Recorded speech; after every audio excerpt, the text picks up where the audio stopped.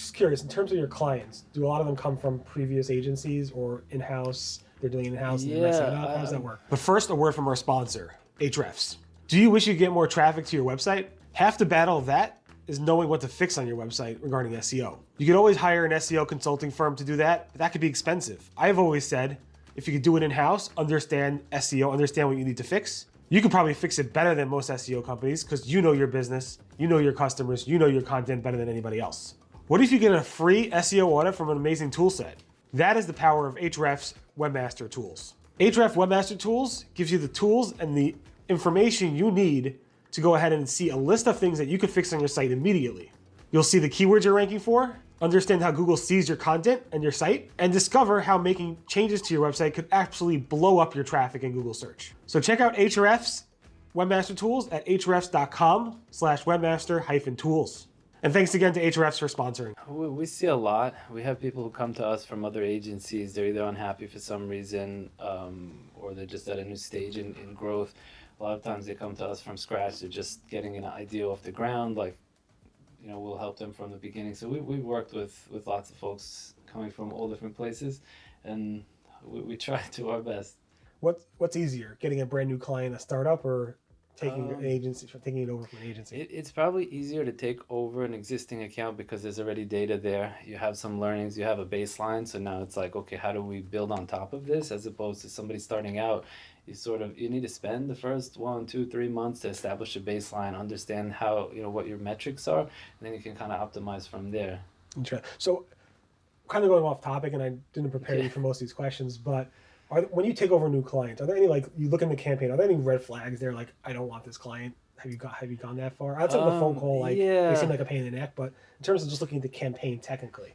So if we see that things haven't been given the right amount of time to get to a place of success, that's a bit of a red flag. Or if an account has been through a whole bunch of agencies in a short period of time. So that's something that tells me there's not enough time given to a real strategy to perform and gain momentum.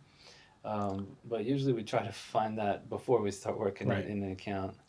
So you don't ask them for the account access before they become a client? We typically do. If they have something, we try to do a high level account audit and just see what's been done in the past. But also just understanding what their goals are and whether they're realistic or not. That's super helpful for us. So what is the right amount of time to see if there's success?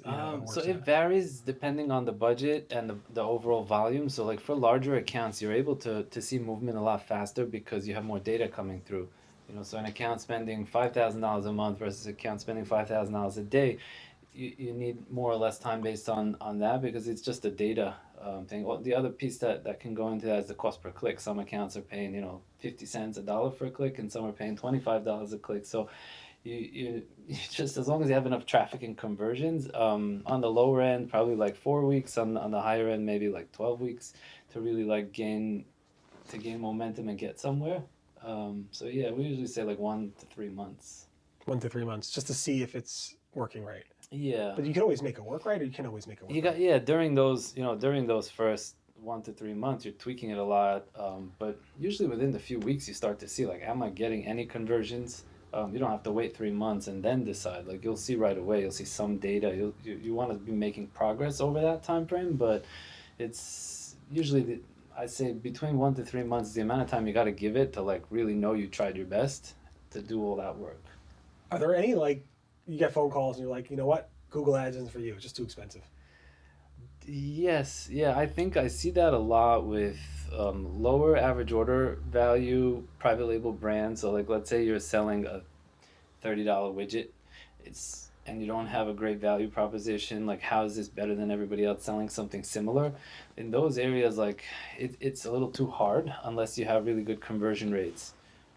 So in places like that, it's a bit tough, but I think it's tough there even on the Facebook or Instagram side because it's hard to make the economics work with such a low average order. You would think it would work if the keyword was targeted right, because even if cheap stuff should be cheap clicks, but it's not always the case, right? It depends. For products, let's say you're going into apparel. Right. There's a million people selling hoodies. your hood is $35. Like, okay, how do you stand out from the crowd? So, Google Shopping, your picture shows up, it's something, your price and all that stuff, your reviews come up along the listing, but it's hard. There's so many options, and you're coming up against brand names that people know and recognize. That's the tricky piece. So a lot of times for those kind of brands, they see more success on paid social. Okay. And you keep going back a little bit to e-commerce. Google has, this year at least, in 2022, this video will probably be out in 2023, but I'm sure the trend will continue. Their transformation of the Google search results for e-commerce has been like drastic. How are you taking advantage of that? Or it's just like, oh, I see this new feature, let me see how to get it in there? That kind of relates to it. I mean, in general, my philosophy being that I've been doing Google Ads for so long and I've seen so much change, I've learned not to be resistant to change, because if you keep trying to make your old tactics work in the new system, there comes a day where you just get left behind because the technology moved so far forward. And so my theory is always like, let's figure out how to take this new thing and make it work the best way possible. So like Performance Max, as an agency, we went all in on it, and we were able to figure out a lot of things that much faster than most people, because like we had more data coming through. And by the way, Performance Max, going back to your last question, is a great opportunity for those people that struggled, let's say, on pure shopping. Performance Max, because it adds that level of, like, similar to paid social with ads on YouTube, Gmail, Discovery, GDN, all that stuff. It's starting to work for clients who see success on the Facebook, Instagram side, even with like lower AOVs and things of that nature. Interesting. The one thing that confuses me, and I think it confuses a lot of people, is that there's this element on e-commerce and products where there's this overlap of organic and ads at the same time. You have Google Merchant Center, which could populate both the organic free listings and also populate the Google Ads shopping listings. Could you maybe break down, if you know, like the how they kind of overlap and how do you distinct ads versus? Yeah, I mean, so free listings came out in the early days of the pandemic. Great opportunity for people to just kind of get additional traffic. I think it's something that Google was thinking to add for a long time, but typically, like we set up the data feed in Merchant Center. You flow the traffic to the shopping tab with the free listings. In Merchant Center, you can actually tag like different UTMs on it, so that you can track in Google Analytics the traffic separately, like what came from free listings, what came from there. But I mean, ultimately for us, our focus is on paid media, so shopping ads, but we do make sure to set up the free listings. But it's a little harder to report on the free listings. You have some reports in Merchant Center, but it's a very different thing. Like, they show up in different places. So the free listings are only in the shopping tab in the second half of the page, whereas the first page of the search results is all ads. Right. Unless they have that new interface now where they're kind of like showing these boxes. Yeah. And that's even harder to track because we don't know what's going on with that. Yeah. So I think like the main thing for us is, so they have, on a very technical level in the feed, you can put UTMs in a regular link field, and then there's a second field called ads redirect. If you put a URL in there, it uses that separate link for the ads as opposed to the free, and then you can track it separately in Google Analytics or wherever.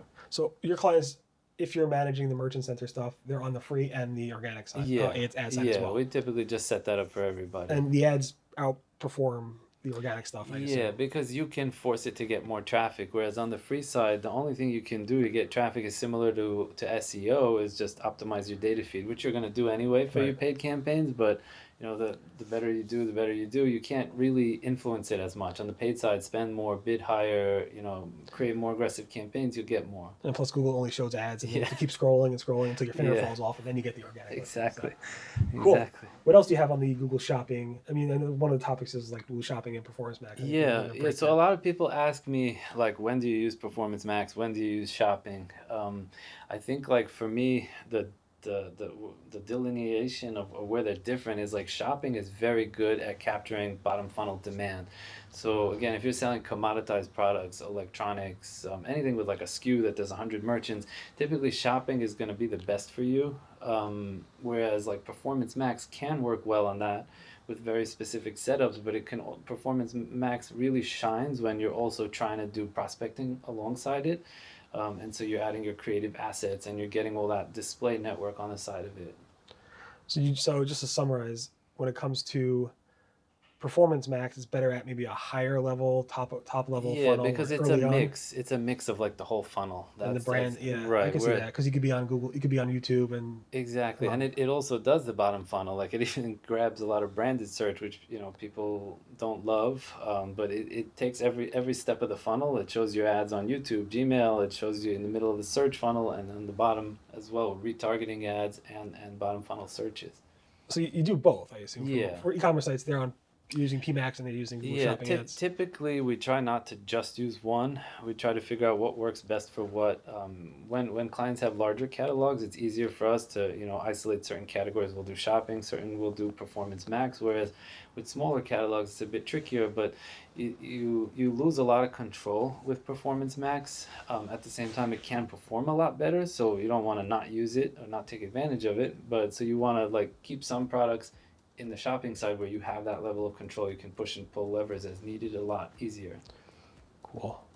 I feel like I should be asking you more detailed questions, but this is I haven't really played too much with Performance Max. Yeah. I go into the it's funny because I report on it, and I always just make fun of people who don't go in and they write about it, but they don't go into it and talk about it. But there's only so much I could go into it without actually running full-fledged, I don't have an e-commerce site. I mean, I have clients. I'm not going to be managing their stuff and refer them to you. I mean, that's the thing is Performance Max can also be used a lot for lead gen. It's a little trickier because you get a lot of spam. The main difference between lead gen and e-commerce on Performance Max is